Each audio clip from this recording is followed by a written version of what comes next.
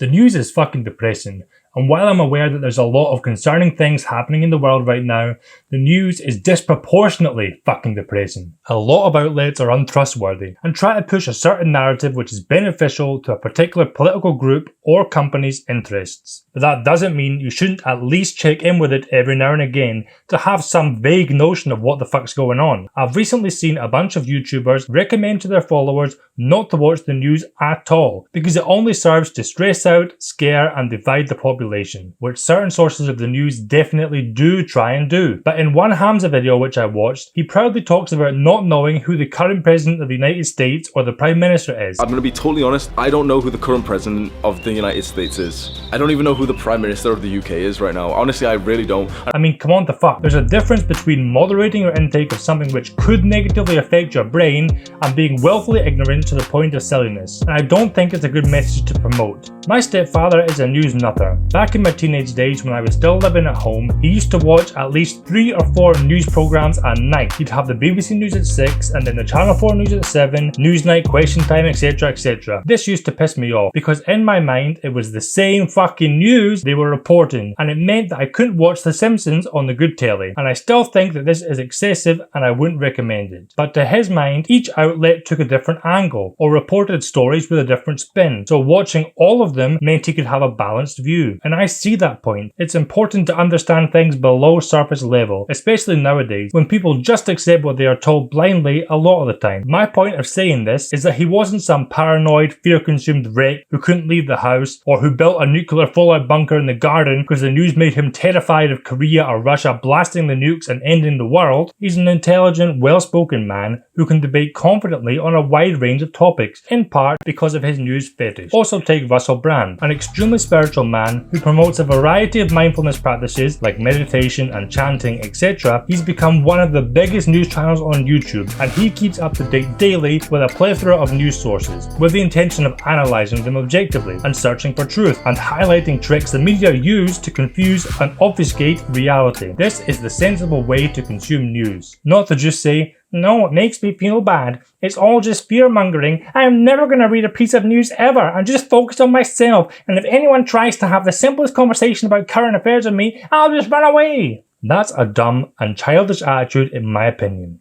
Life is about balance. If checking the news is making you feel a type of way, then don't look at it for a week and then only check it once a week or something. How can you expect to change things positively for your family and your community if you're not even aware of the ways in which they're fucking you over, transferring the wealth from your pockets and laughing in your face as they do it? I do understand the sentiment of this anti-news message, but I think preaching ignorance and stupidity to a large and impressionable audience is irresponsible.